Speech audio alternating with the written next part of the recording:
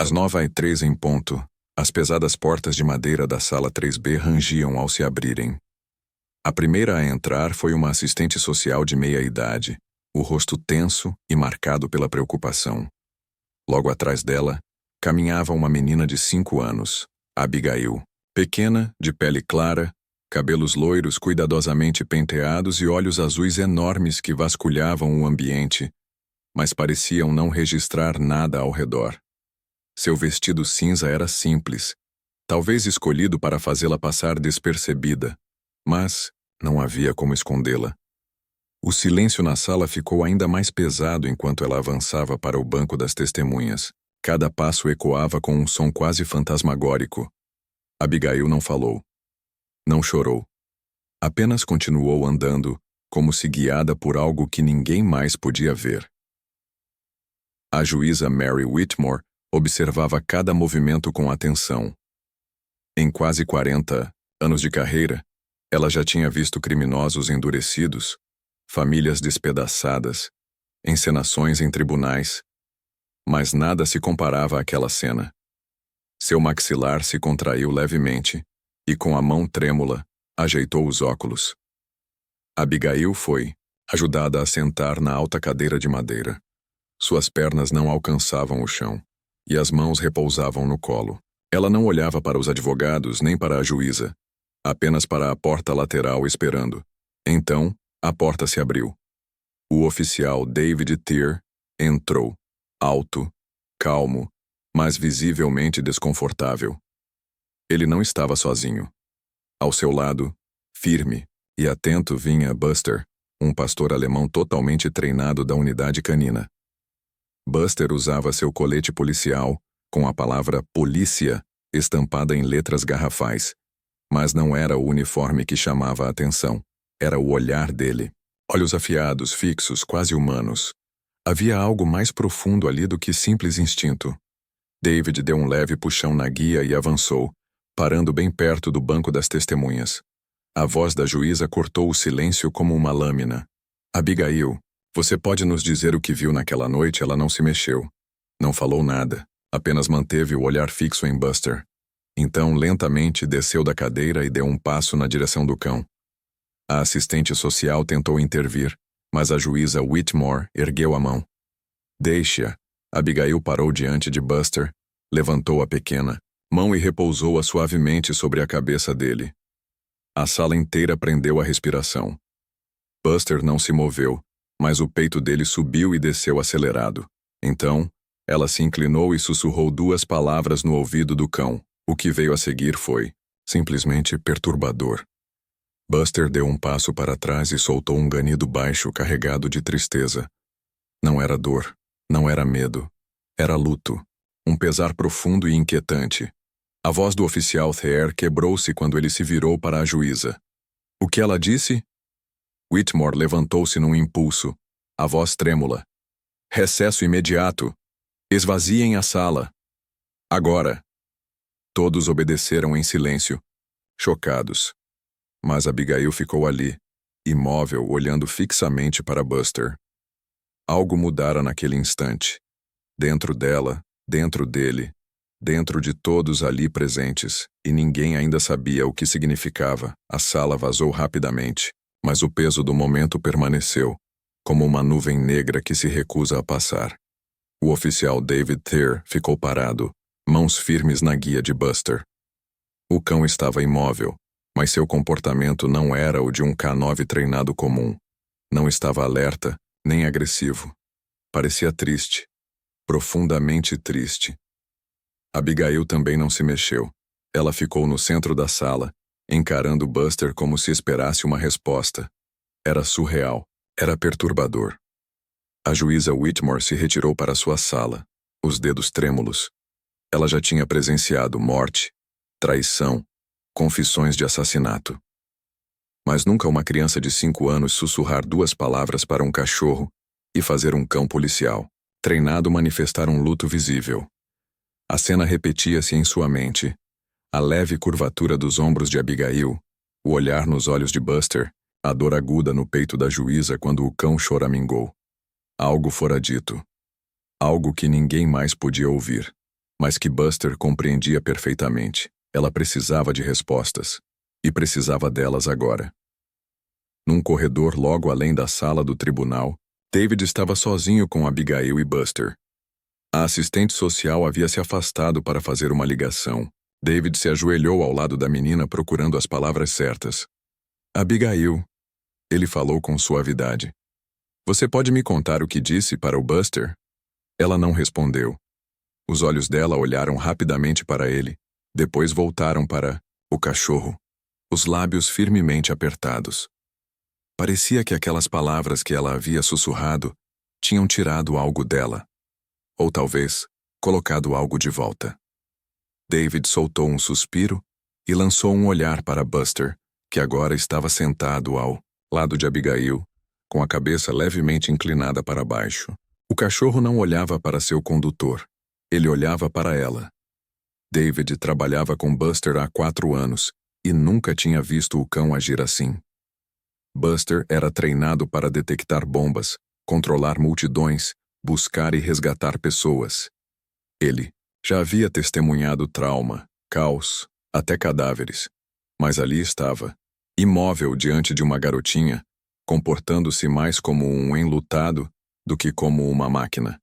Aquilo mexeu com David de um jeito que ele não queria admitir. Do outro lado, do corredor, a juíza Whitmore andava de um lado para o outro. Sua secretária acabara de informar que não havia nenhuma gravação do que Abigail havia sussurrado. O microfone da testemunha não captou sua voz. De algum jeito, aquele momento escapou completamente da documentação do tribunal. Ela olhou pela pequena janela da sala com as mãos cerradas. Não podemos ignorar isso, murmurou. Não desta vez. De volta ao corredor, Abigail finalmente sentou no chão ao lado de Buster, repousando a mãozinha sobre suas costas. Ela não falou mais, mas algo estava acontecendo. Não só entre ela e o cão, mas dentro de todos que presenciaram. Aquilo que ninguém conseguia explicar. E David teve uma certeza gelada. Aquilo não era sobre um testemunho. Era sobre uma verdade que só aquela menina e o cachorro pareciam conhecer. Mais tarde, naquela tarde, o oficial David estava sozinho numa pequena sala de observação da delegacia, assistindo às imagens de segurança do corredor do tribunal. Repetia várias vezes o momento em que Abigail tocava na cabeça de Buster e sussurrava aquelas 2 palavras impossíveis. O áudio estava mudo. As câmeras não captaram nada além do movimento, mas a reação de Buster era perturbadora. David se recostou na cadeira, massageando as têmporas. Nada no seu treinamento, nada em 4 anos com Buster, explicava aquele olhar de reconhecimento e tristeza nos olhos do cachorro. Buster a conhecia. De algum jeito, ele a conhecia. Enquanto isso, 2 andares acima, numa sala temporária de atendimento, a criança, Abigail sentava de pernas cruzadas num pequeno tapete azul, desenhando calmamente com lápis de cor. A terapeuta Laura, uma mulher de voz suave e presença acolhedora, sentava perto, dando espaço. Abigail não falava. Não pronunciara uma palavra desde o tribunal, mas continuava a desenhar.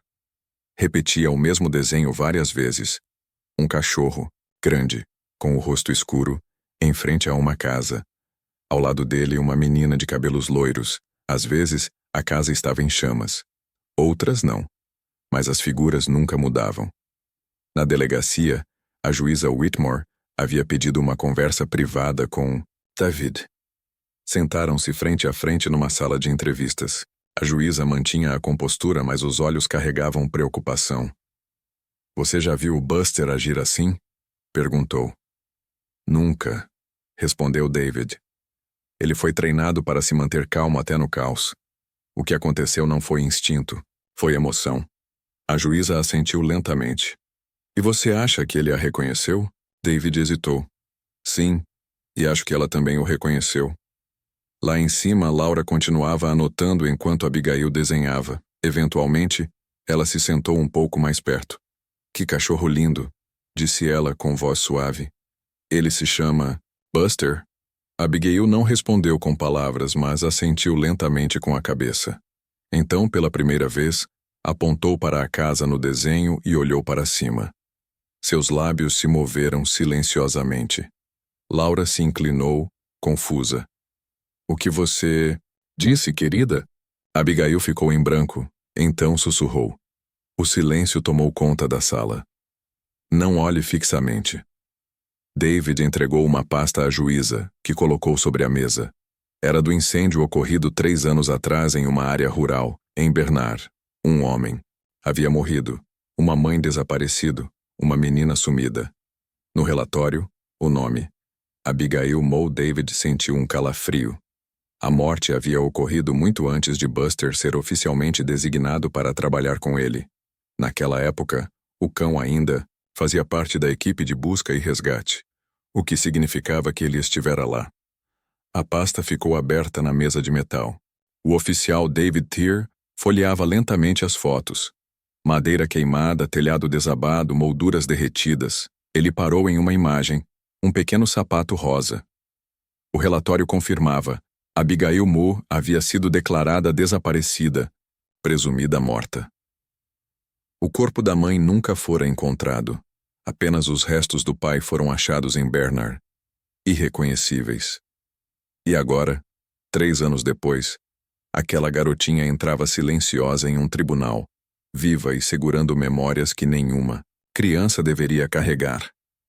David olhou para Buster, que permanecia fiel ao seu lado. Foi depois de um período de transição que Buster foi transferido da divisão de busca e resgate, devido a traumas no campo, traumas que agora ganhavam um novo significado. O trauma que Buster carregava todo esse tempo estava ligado àquela menina. David recordava detalhes do incêndio. Uma casa de madeira, uma vítima confirmada, 2 desaparecidas. Enquanto isso, Abigail estava sentada com Laura, a terapeuta, ainda desenhando. Desta vez, o desenho havia mudado. O cachorro Buster agora estava entre a menina e o fogo, bloqueando as chamas com o corpo. Atrás dele, no canto da página, havia uma menina menor, encolhida. Abigail havia desenhado algo mais. Uma figura com cabelos longos se afastando. Laura apontou gentilmente. Quem é essa pessoa? Abigail olhou para Laura, segurou a mão dela com força e sussurrou. Ela partiu. Disse que eu devia ficar escondida. E então ela partiu. Na sala de observação, a juíza Whitmore estava de braços cruzados, preocupada. Por que esse incêndio nunca foi investigado? Perguntou para um quarto vazio, exceto por David. Sem desaparecimento formal. Sem investigação de verdade depois disso. Simplesmente sumiu. David deu de ombros. Porque ninguém acreditava que uma criança de 5 anos pudesse sobreviver a algo assim. Até agora. Então David lembrou-se de algo. Mais cedo naquele dia, quando Abigail esticou a mão para tocar Buster, ele notou uma queimadura no antebraço direito dela. Não era recente, mas profunda. Ele não perguntou sobre ela. Agora se arrependia. Havia algo estranho nela, no fogo, na morte. Algo que ela jamais esqueceria. David permaneceu no quarto escuro. O cheiro de fuligem, pimenta e poeira grudava no ar, como um presságio. Ele pegou do armário um arquivo. O registro de desaparecidos e o relatório da equipe de resgate. Tudo levava a uma conclusão impossível. O incêndio em Elwood. Ele havia sido o primeiro a encontrar Abigail. Mas algo não se encaixava. Alguém havia feito com que aquela história trágica nunca tivesse um desfecho. Em um documento perdido, David encontrou uma linha que o congelou. Um relato de testemunha nunca investigado. Um vizinho afirmava ter visto uma mulher deixando a floresta atrás da propriedade em Bernard, horas depois do incêndio. O laudo havia sido descartado como um choque nervoso. E diziam que eram apenas alucinações, estava escrito assim. Mas agora tudo fazia sentido. O desenho da Abigail, o sussurro sobre ser mandada a comer, aquela figura misteriosa se afastando. Não era um sonho. A mãe dela não tinha morrido naquele incêndio. Ela havia fugido. Laura, com uma voz suave, perguntou. Ela te disse para comer? Onde? Abigail levantou o olhar, os olhos arregalados. Olhou para o chão e, num sussurro, disse: no espacinho onde o M foi encontrado. Laura inclinou-se para a frente. E sua mãe? O que ela disse antes de ir embora? Abigail hesitou, então sussurrou. Ela disse para eu não ter medo.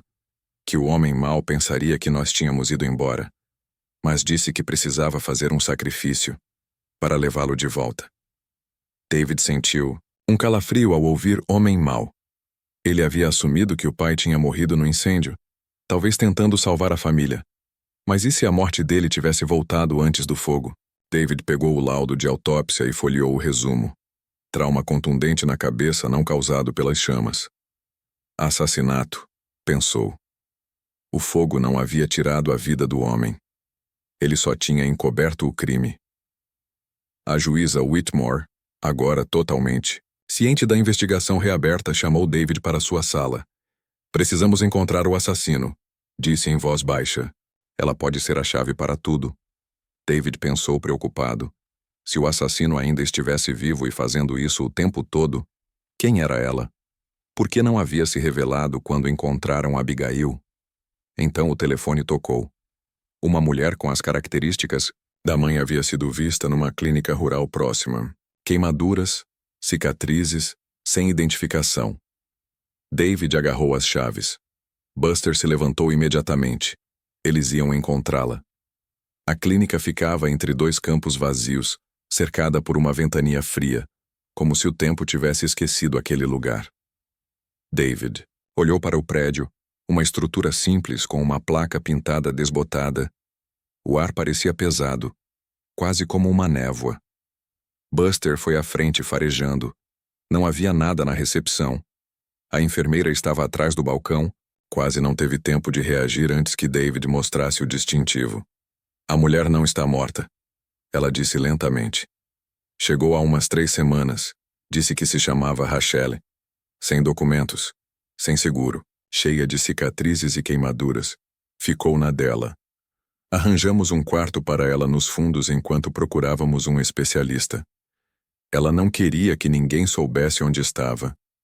David sentiu um arrepio. Ela ainda está aqui? A enfermeira hesitou, depois apontou para o corredor. Terceira porta à esquerda. David andou lentamente, com Buster ao lado. Cada passo parecia mais pesado que o anterior. Quando chegou à porta, bateu suavemente. Rachel Moore chamou. Nenhuma resposta. Sou o oficial David Thier. Não vim prendê-la. Só quero conversar.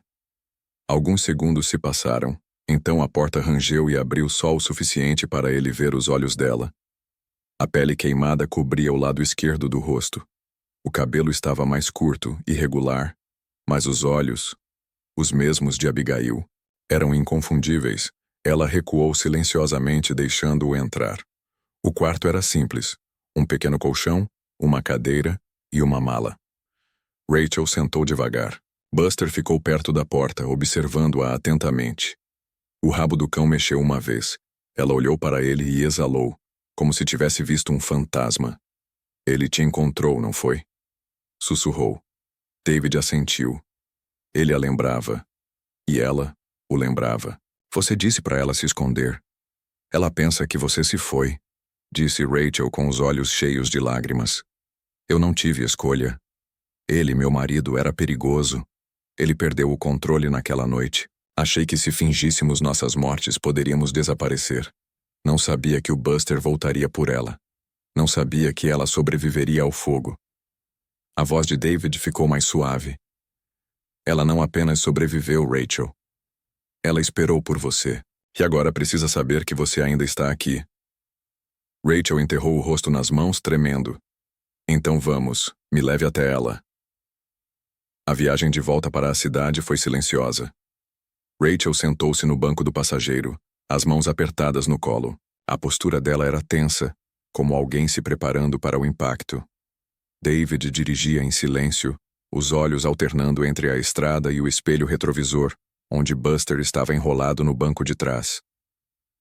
O cão não tirava os olhos de Rachel desde que saíram da clínica. Não por desconfiança, mas por algo que parecia familiaridade, como se ele também se preparasse para um reencontro que jamais imaginou que aconteceria de novo. Rachel finalmente quebrou o silêncio. Ela lembra de mim? David hesitou. Ela lembra da sua voz, lembra do incêndio e lembra do que você disse antes de partir. Que o homem mau não poderia encontrá-la, que Buster a protegeria. Rachel olhou pela janela, piscando forte. Ela era só um bebê, sussurrou. E mesmo assim, lembra de tudo que eu não consegui esquecer. No centro de apoio à criança, Abigail sentava-se novamente com Laura. Desta vez não estava desenhando. Apenas segurava a plaquinha da coleira de Buster, uma pequena placa de metal com o nome dele gravado. Laura a observava atentamente. Ele te encontrou, não foi? Abigail assentiu. Ele sempre encontra. Laura sorriu com suavidade. Tem alguém que quer te ver, alguém que você não vê há muito tempo. Quando David entrou na sala com Rachel, o ar pareceu mudar. Rachel não falou de imediato, apenas parou na porta, olhando para a menina no tapete. Abigail ergueu o olhar. Seus olhos azuis se arregalaram. Fixos, sem piscar, o silêncio se estendeu, tão pesado que parecia puxar as paredes para dentro. Por um momento nenhuma delas se moveu. Então, lentamente, Abigail se levantou. Rachel caiu de joelhos. Me desculpa tanto, sussurrou. Eu nunca quis te deixar. Achei que estava te protegendo, mas sei que isso não justifica nada. Abigail deu um passo à frente e depois outro. As mãos tremiam, mas seu rosto não mostrava medo. Só algo muito mais profundo. Reconhecimento. Ela parou em frente a Rachel. Olhou para as cicatrizes queimadas na bochecha da mulher e pousou delicadamente sua pequena mão sobre elas. Nenhuma falou nada. Buster se aproximou e deitou entre elas, a cabeça repousada no pé de Abigail, o rabo abanando lentamente. O reencontro não veio em lágrimas ou abraços dramáticos. Veio em um entendimento silencioso, daquele tipo que só quem passou pelo fogo junto pode compartilhar. As horas depois desse momento passaram num borrão. Rachel ficou sob supervisão no centro de apoio, enquanto equipes jurídicas revisavam seu desaparecimento e as circunstâncias da morte do marido. Mas David não conseguia se livrar da sensação de que algo ainda estava errado. A linha do tempo, os relatos desaparecidos, o silêncio após o incêndio. Alguém a ajudou a sumir.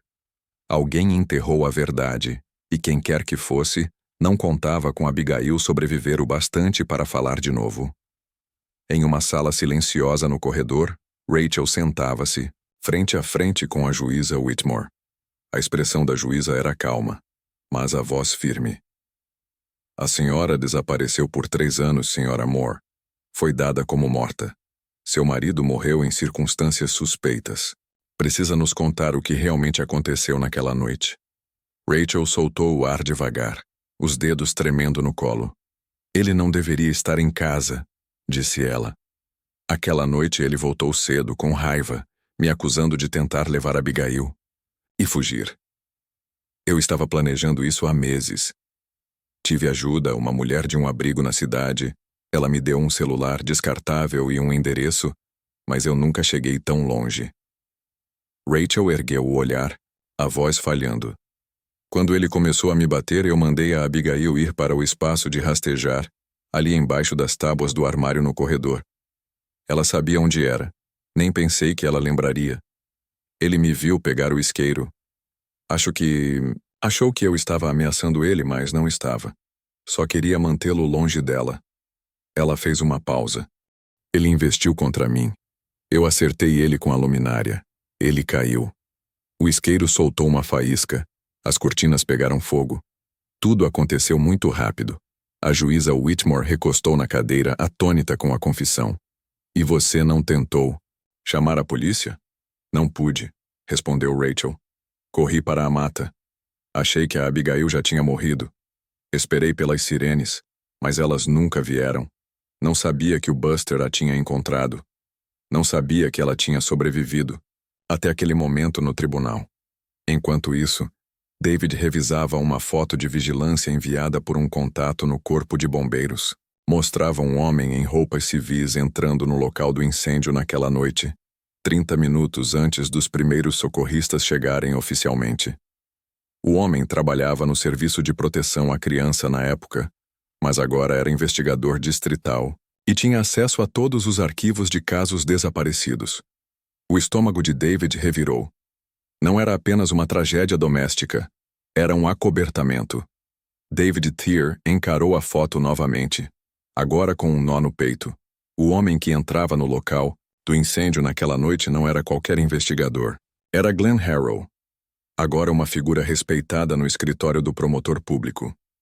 Naquela época, Glenn trabalhava no Serviço de Proteção à Criança, supervisionando casos delicados de custódia. Sua presença no incêndio antes mesmo do chamado oficial não fazia sentido algum. E ainda assim lá estava ele, movendo-se pela cena como quem sabia exatamente o que procurava.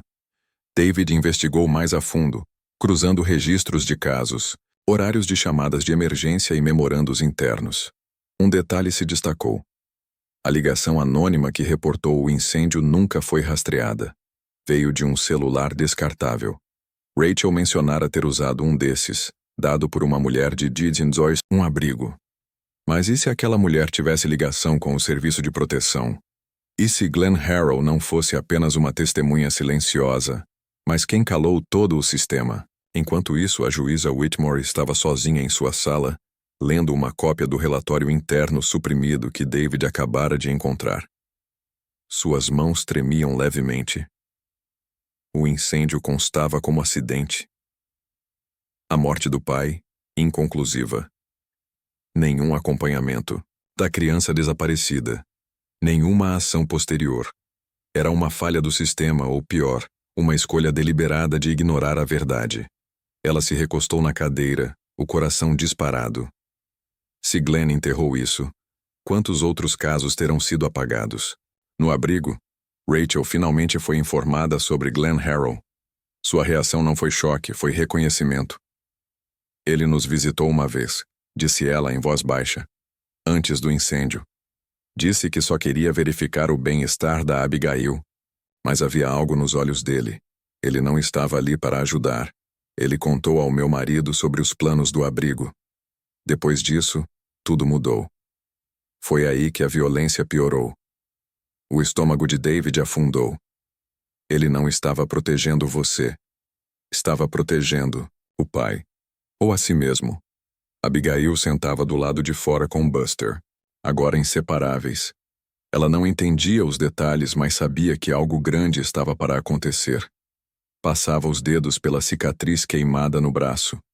Eles não querem que as pessoas saibam o que aconteceu, disse baixinho para ninguém.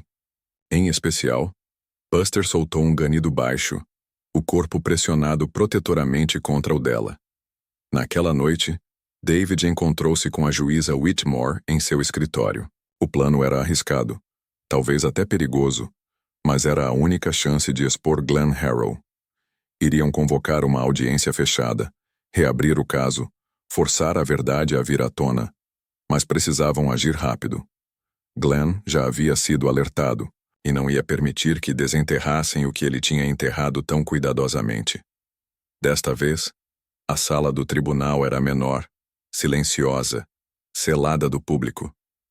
A juíza Mary Whitmore presidia a sessão com um peso no peito que nem a toga conseguia esconder.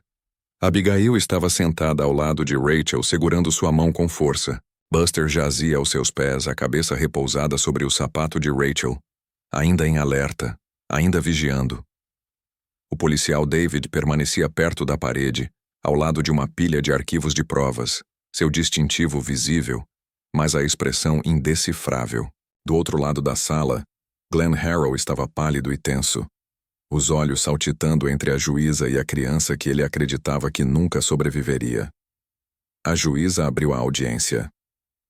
Este tribunal está convocado para revisar provas anteriormente suprimidas relacionadas ao incêndio na casa de Lakewood, em 2019, e ao desaparecimento de Abigail Moore.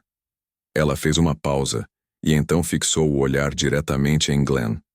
Sr. Harrow, deseja se manifestar antes de começarmos? Glenn levantou-se lentamente, com a voz tensa. Isso é um mal-entendido.